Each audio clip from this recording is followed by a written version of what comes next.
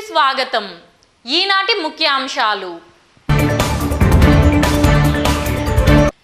Doctor Anita Rani సిఐడిపై నమ్మకం లేదని సిబిఐపై నమ్మకం ఉందని చెప్పడం బాధాకరం. సిఐడి ఎస్పీ రత్న వెల్లడి. 78 రోజుల తర్వాత కాణిపాకం వరసిద్ధి వినాయక స్వామి వారి దర్శనం. ప్రత్యేక అభిషేకాలు పాలాభిషేకంను తాత్కాలికంగా రద్దు చేసిన దేవాదాయ శాఖ. చిత్తూరు కూరగాయల మార్కెట్లో కనీస అవసరాలు కల్పించండి. మహిళా రైతులు ఎమ్మెల్యే ఇంటి ముందు నిరసన.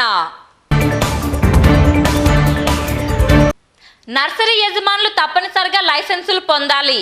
హార్టికల్చర్ పీడీ దశరథ రామిరెడ్డి వెల్లడి. సచివాలయానికి వచ్చే ప్రజల సమస్యలు క్షుణ్ణంగా పరిశీలించి వాలంటీర్లతో సమన్వయపరుచుకొని 48 గంటల్లో పరిష్కరించాలి. మదనపల్లి మున్సిపల్ కమిషనర్ రవి సెక్రటరీలకు సూచన. రాష్ట్రంలో అతిపెద్ద రెవెన్యూ డివిజన్ మదనపల్లె. ఇక్కడ ప్రశాంత వాతావరణంకి పెట్టింది పేరు. ఇక్కడ పదవి విరమణ పొందిన వారు వ్యాపారస్తులు వాతావరణానికి ముగ్ధులై స్థిరపడడంతో పట్టణం రోజు రోజుకి పెరుగుతున్న నేపథ్యంలో ఇంటి నిర్మాణాలు జరుగుతున్నాయని ప్రతి ఒక్కరూ మున్సిపల్ సర్వే ద్వారా మున్సిపల్ కార్యాలయంలో ప్లాన్ అప్రూవల్స్ తీసుకొని ఇంటి నిర్మాణాలు కొనసాగించాలని, లేని పక్షంలో కేసు నమోదు చేసి కఠినమైన చర్యలు తీసుకుంటామని మున్సిపల్ టౌన్ ప్లానింగ్ అధికారి హిమాయత్ మోహిత్ మీడియా సమావేశంలో అన్నారు. ఈ సందర్భంగా ఇప్పటికే పట్టణంలో 98 అక్రమ నిర్మాణాలను నిలిపివేసి నోటీసులు జారీ చేశామన్నారు. అదేవిధంగా నిబంధనలు అతిక్రమించి రోడ్లపైకి ఇండ్లు నిర్మిస్తున్న వాటిని గుర్తించి తొలగిస్తామని సూచించారు. ఎంతో కొంత పోగు చేసుకుని స్థలాలు కొని అక్కడ ఇల్లు కట్టుకుని వాళ్ళ పిల్లల చదువులకైతేనేమి మరియు వారి పోషణ కొరకైతేనేమి పట్టణాలకు వలస వస్తున్నారు. ఈ క్రమంలో ఈ పట్టణాల ప్రాధాన్యత, స్థలాల విలువలు చాలా వరకు పెరిగిపోతున్నాయి. అందులో మన మదనపల్లి పట్టణము చాలా ప్రశాంతమైన వాతావరణంలో ఉంది. మరి ఒక పక్క చూస్తే మన మహానగరమైన బెంగళూరు సిటీకి చాలా దగ్గరలో ఉంది.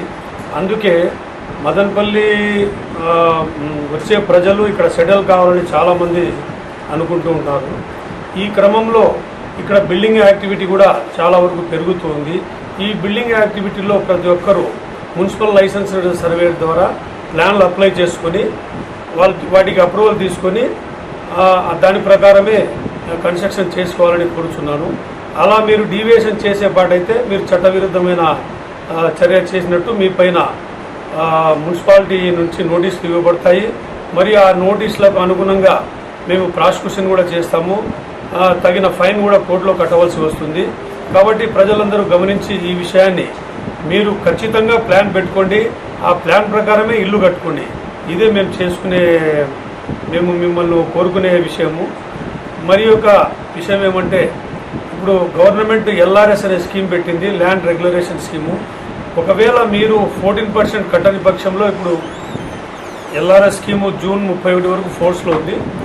ఆ ఎల్ఆర్ఎస్లో భాగంగా మీ స్థలాలు లేఅవుట్ రెగ్యులేషన్ స్కీమ్లో మీరు సబ్మిట్ చేసుకుంటే వాటిలో గవర్నమెంట్ 50% రాయితీని కల్పించింది.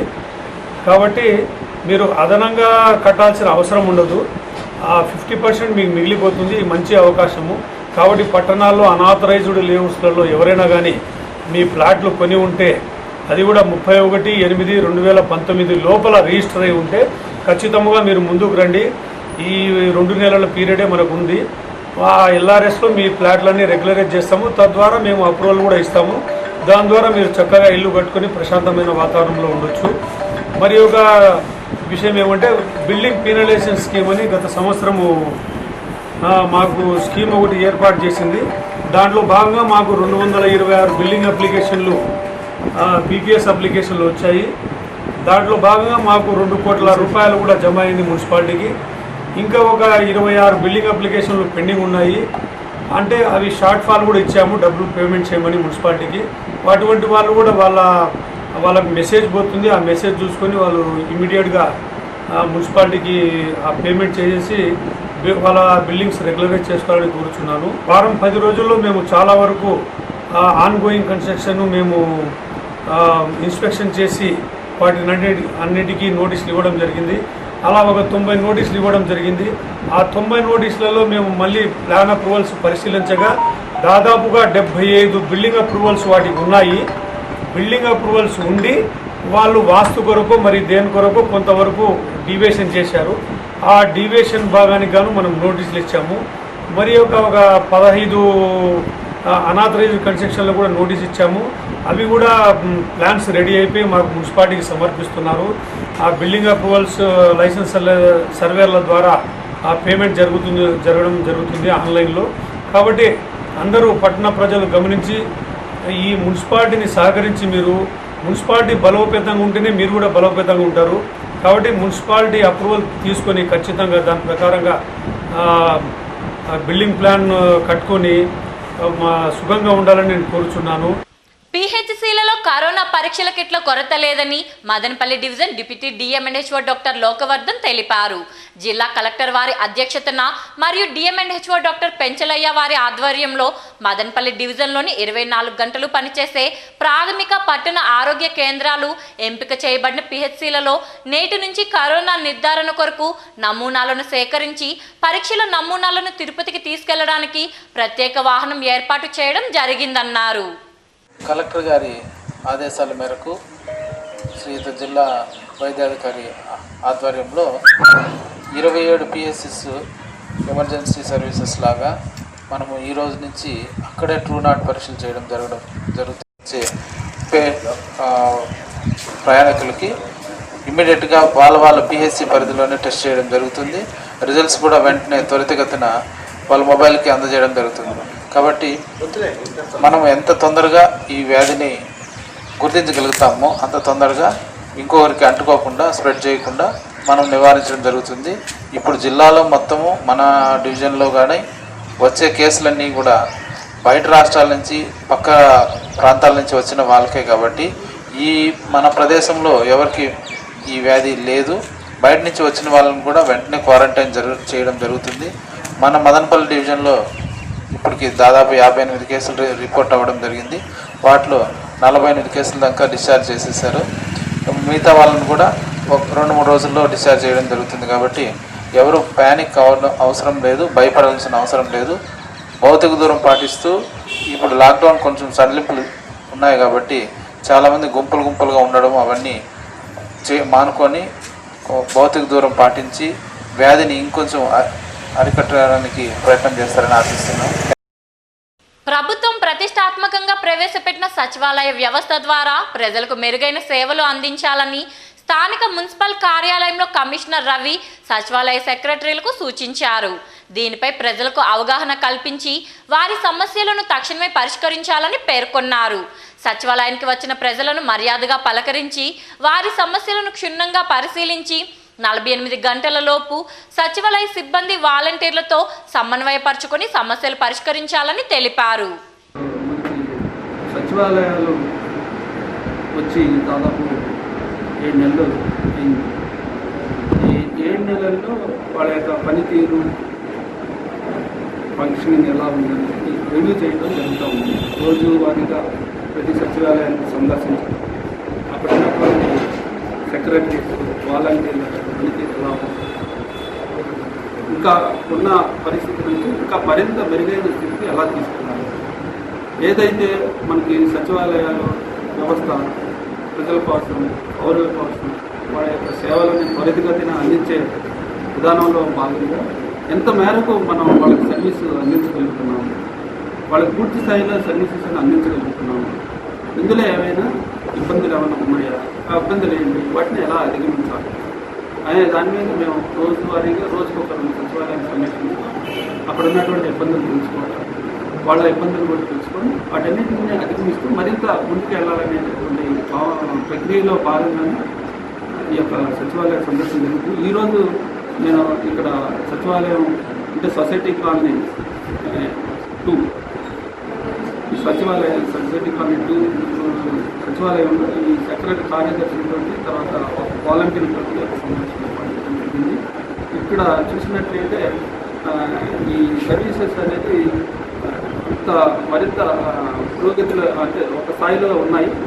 కేవలం ఈ వారంలో చూసుకున్నట్టయితే ఒక 3 మాత్రమే రావడం జరిగింది. అది కూడా క్యాస్ట్ సర్టిఫికేట్కి సంబంధించినవే వచ్చాయి. కానీ వాస్తవానికి మనకి ఈ సచివాలయాల ద్వారా దగ్గర 320 రకాల సర్వీసెస్ని మనం ప్రజలకి పౌరులకి అందించవచ్చు. అయితే ఈ సర్వీసెస్ గురించి ముందు ప్రజలకు అవగాహన ఉండాలి.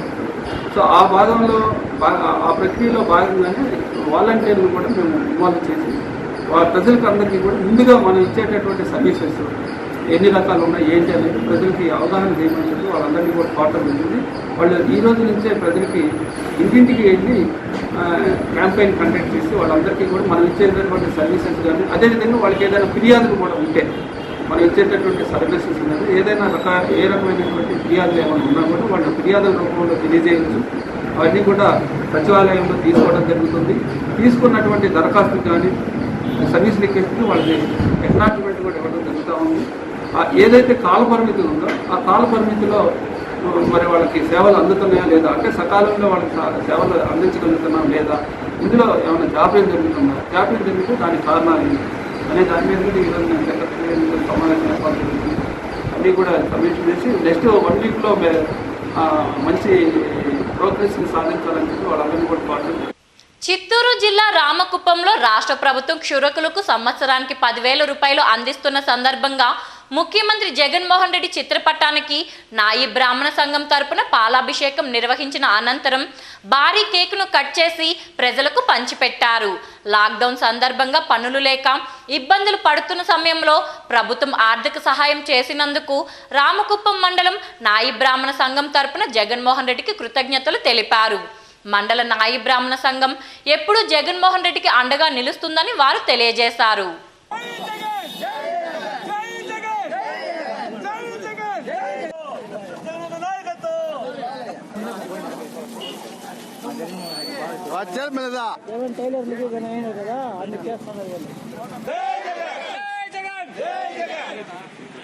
కరోనా వల్ల చాలా 2-3 నెలలు ఇంకా మేము ఇబ్బంది పడుతున్నాము. కాకపోతే తిండి లేని ఈ సమయంలో మాకు ముఖ్యమంత్రి జగన్మోహన్ రెడ్డి గారు మా కులాన్ని గుర్తించి నాయ బ్రాహ్మణులకి అందరికీ 10,000 ఇచ్చినందుకు ఆయనకి ఎప్పుడు మేము కృతజ్ఞతలు తెలుపుకోవాలని ఆశపడుతూ ఆయనకి ఎప్పుడు మా సంఘం తరఫున మా మద్దతు, ఆయనకి ఎప్పుడు జగన్మోహన్ రెడ్డి గారికి మా మద్దతు.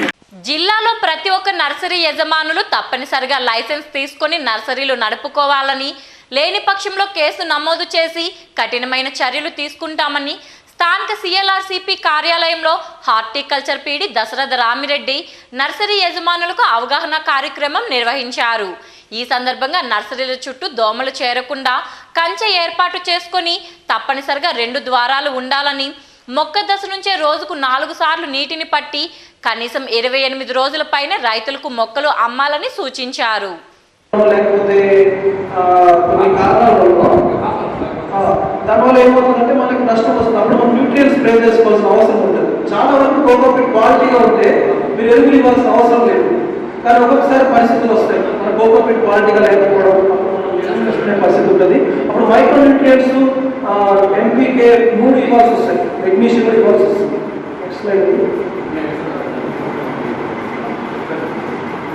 సో మనకి ఏంటంటే ఈ యొక్క పెస్టిసైడ్స్ అయితే ఫంగిసైడ్స్ అన్ని కూడా ఉదయం సాయంత్రం కూడా అప్లై చేసుకోవాలి.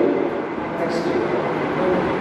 సో మనము ఇంకోటి చూసినట్లయితే ఈ వాటర్ సాల్యుబుల్ ఫెర్టిలైజర్స్ కూడా మనము ఈ యొక్క నారు యొక్క క్వాలిటీని బట్టి మనము ఇచ్చుకోవాల్సి వస్తుంది. సో హార్డనింగ్, మనకైతే హార్డనింగ్ అవసరం లేదు. ఇప్పుడు రైతులు కూడా ఏం చేస్తున్నారంటే మీరు నారు ఇవ్వగానే 2 రోజులు అక్కడే పొలంలోనే పెడుతున్నారు. పొలంలో పెట్టి 2 రోజుల తర్వాత నాటుతున్నారు చాలా మంది. ఎందుకంటే కొత్త పరిస్థితుల నుంచి వచ్చినప్పుడు తట్టుకునే శక్తి ఉండదు కాబట్టి దాన్ని మనం హార్డనింగ్ అంటున్నాం. సో ఈ హార్డనింగ్ అనేది 12 నుంచి 14 గంటలు మనం బయట పెట్టాలి. దాని ద్వారా ఈ యొక్క ఎండకి ఇది జస్ట్ ఫోటోస్ చూపిస్తారంటే మీరు జస్ట్ అబ్జర్వ్ చేయండి. ఈ ఫోటోలో చూసినట్లయితే ఈ తలుపు ఎలా ఉంది, సింగిల్ డోర్. అంటే మనకి ఎప్పుడు మనము మన ఏరియాలో ఎక్కడ చూసినా కూడా అలా తెరిచి ఉంటుంది. తెరిచి ఉండడం వల్ల ఏమవుతాయి, ఎక్కువగా పురుగులు రావడానికి అవకాశం ఉంటుంది. రాబోయే రోజుల్లో హార్టికల్చర్ డిపార్ట్మెంట్ వాళ్ళు కూడా స్ట్రక్చర్ను కూడా ఇంపోజ్ చేసే అవకాశం ఉంటుంది. ఎందుకంటే ఈ డబుల్ డోర్ లేదే నేను ఫలాని నర్సరీ నేను దాని ఏమంటారు లైసెన్స్ ఇవ్వడానికి అవకాశం లేదనే ఛాన్సెస్ కూడా ఉంటాయి. కాబట్టి మనం ఇప్పటి నుంచి డబుల్ డోర్ గురించి ఆలోచించి అదేవిధంగా 40 మెష్ వంటి ఇంపార్టెంట్ స్ట్రక్చర్స్ కూడా మనం ఫాలో అవ్వడం చాలా మంచిది. ఇప్పుడు కాసేపు ప్రకటనలు.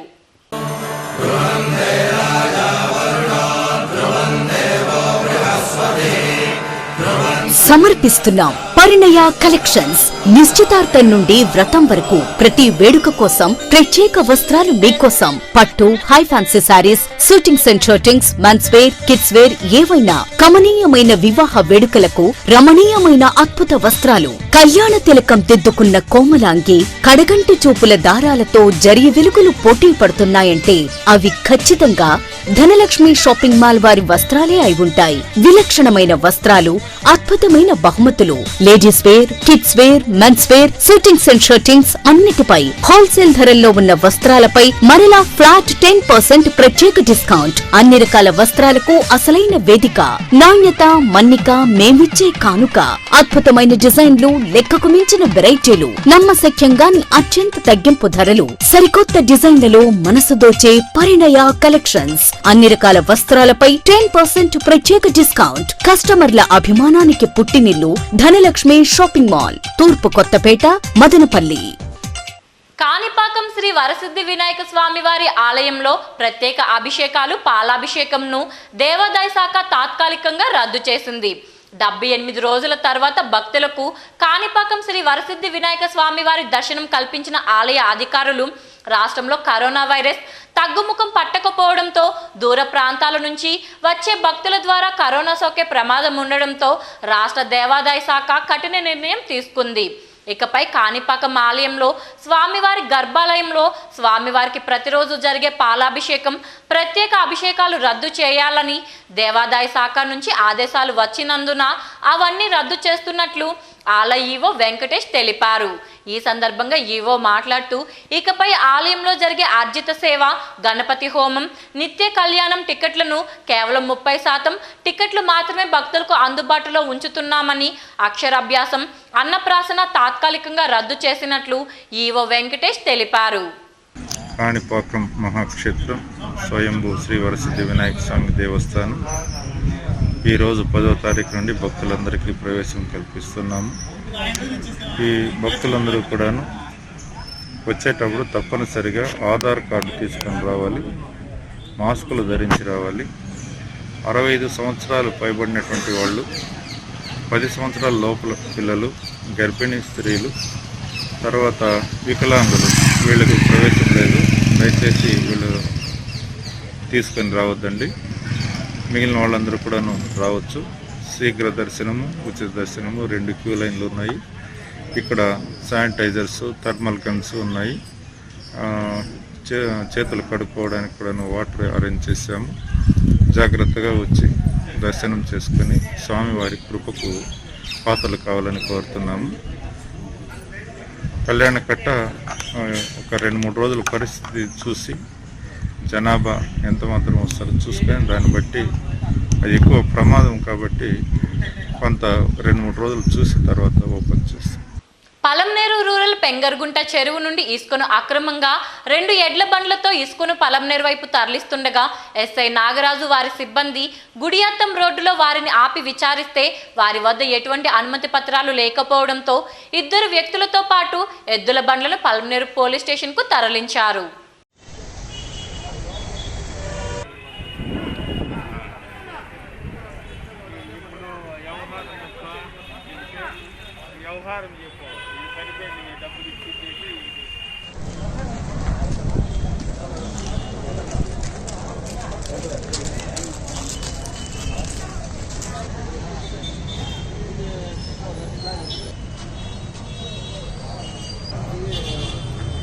ఈ తాడపల్లి చెరువులో నుంచి 2 ఎద్దుల బండ్ల ద్వారా ఇసుక తీసుకెళ్తుంటే దాన్ని పట్టుకొచ్చి విచారిస్తున్నాము. వీళ్ళు ఎక్కడ తీసుకెళ్తున్నారు ఏమని, దానిపైన సంబంధిత అధికారులకు రిపోర్ట్ పెట్టినాము.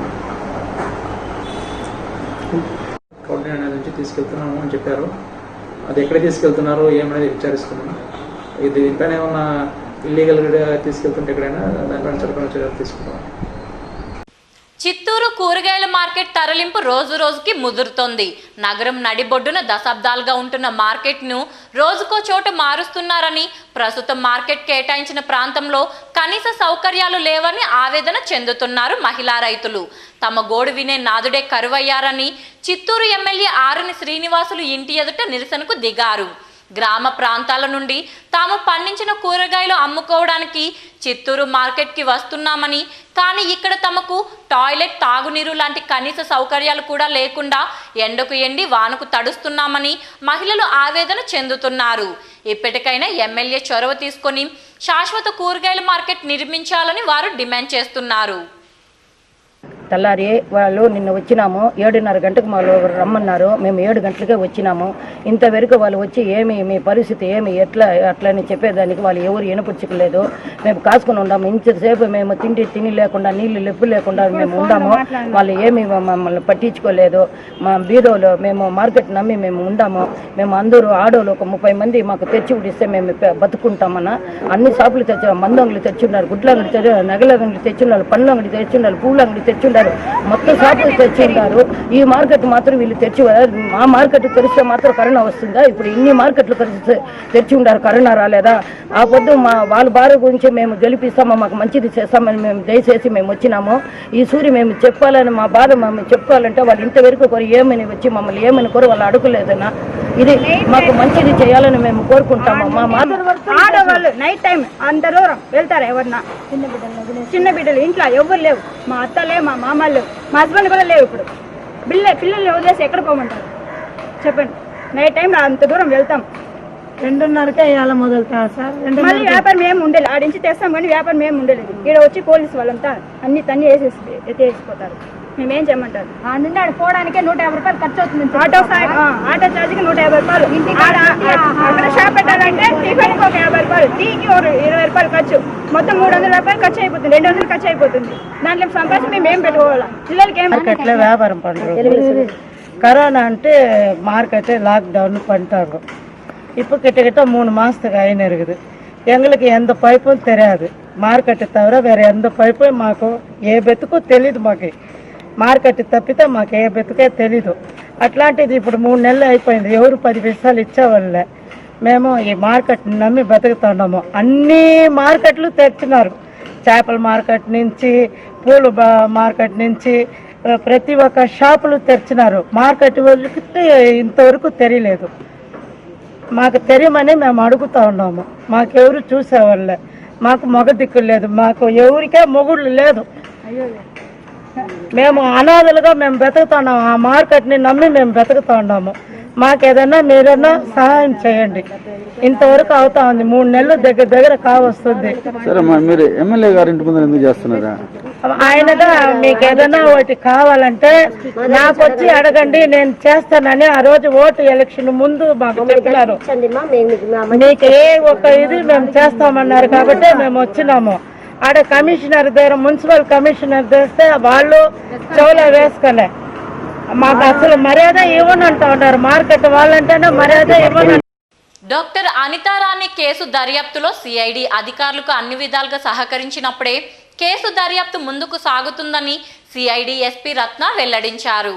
గురువారం చిత్తూరు పోలీస్ గెస్ట్ హౌస్ నందు ఏర్పాటు చేసిన మీడియా సమావేశంలో ఎస్పీ రత్న మాట్లాడుతూ అనితారాణి కేసు విషయంపై పూర్తి స్థాయిలో విచారణ కొనసాగుతుందని, అయితే బాధితురాలైన డాక్టర్ అనితారాణి సిఐడిపై నమ్మకం లేదని, సిబిఐపై నమ్మకం ఉందని చెప్పడం బాధాకరమన్నారు.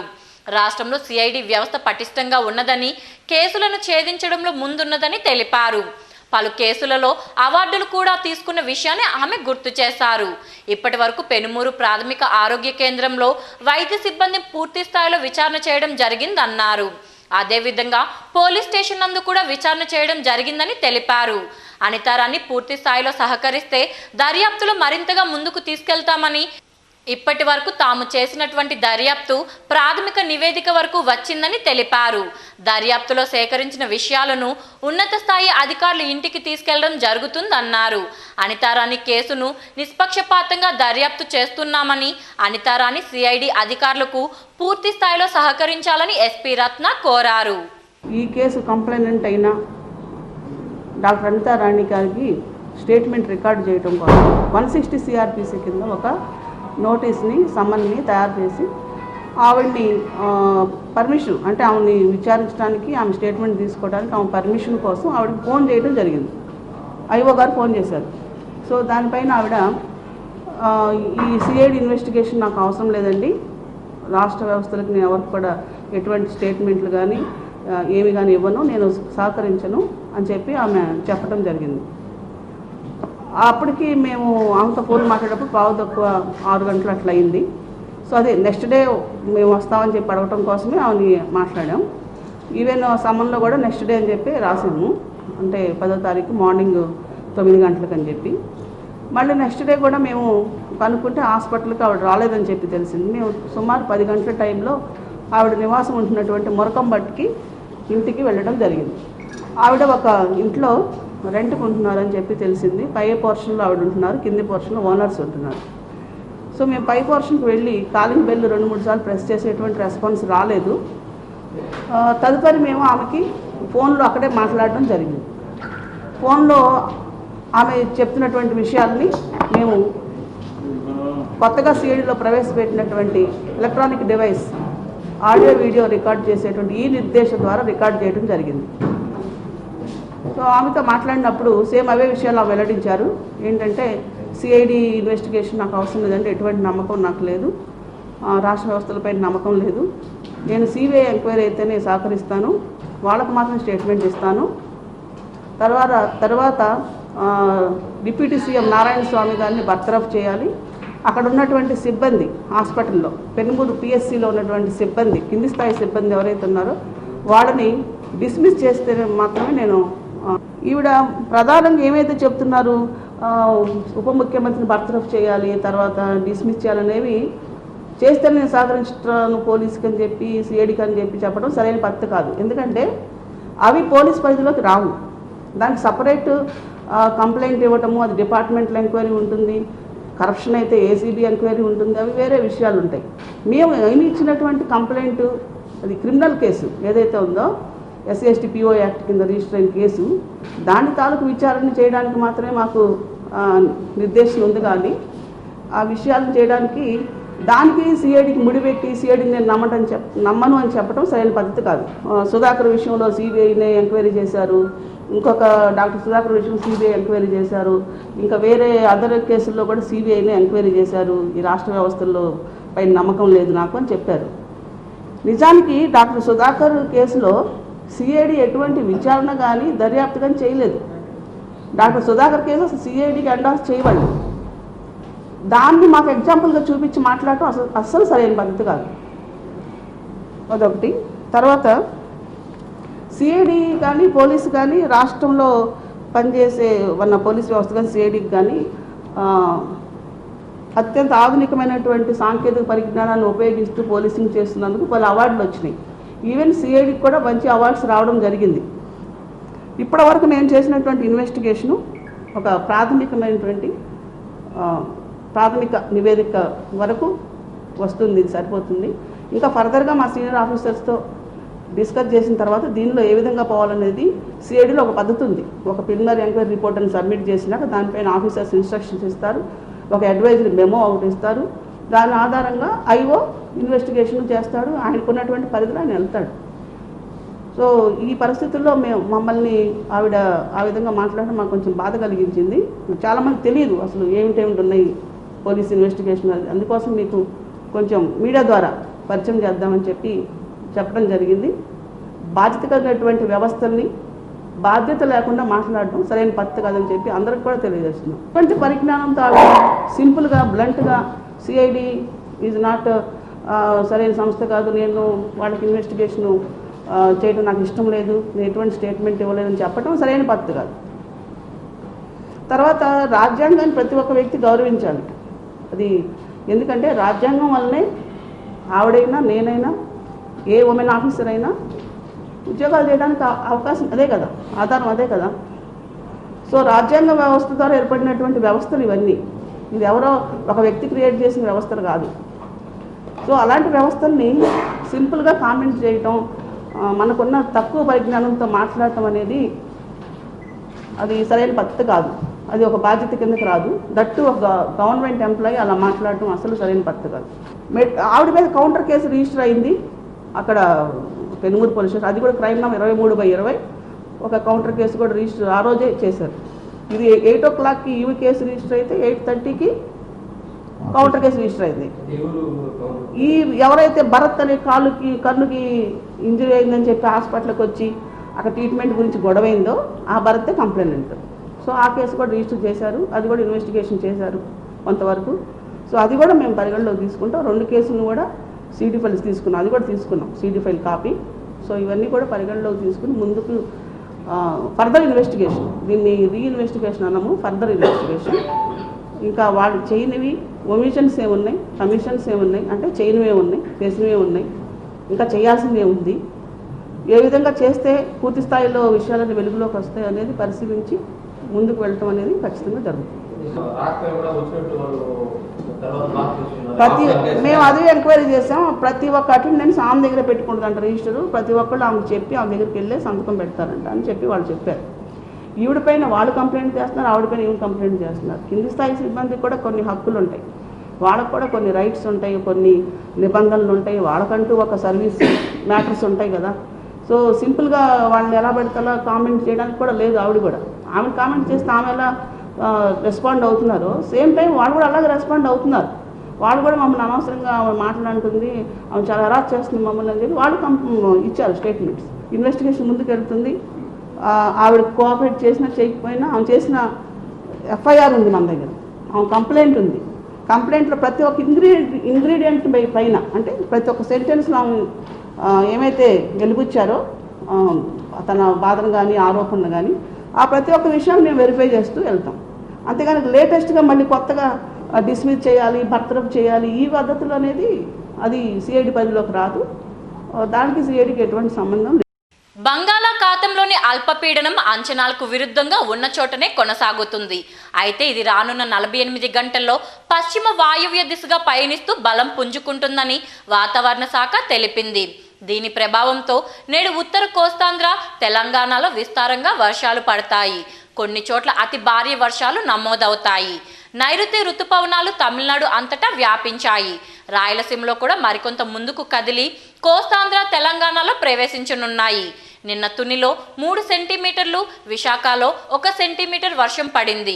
అటు అల్పపీడనం, ఇటు ఋతుపవనాలు ఉన్నందున కోస్తాంధ్రలో కొన్ని చోట్ల కుండపోత వర్షాలు పడతాయని, తెలంగాణ, రాయలసీమల్లో అతి భారీ వర్షాలు పడతాయని అధికారులు అప్రమత్తంగా ఉండాలని వాతావరణ శాఖ హెచ్చరించింది. సముద్రం ఈదురుగాలులతో అల్లకల్లోలంగా ఉన్నందున మత్స్యకారులు వేటకి పోరాదని తెలిపింది. DLTV న్యూస్ ఇంతటితో సమాప్తం. తిరిగి రేపటి వార్తల్లో కలుసుకుందాం.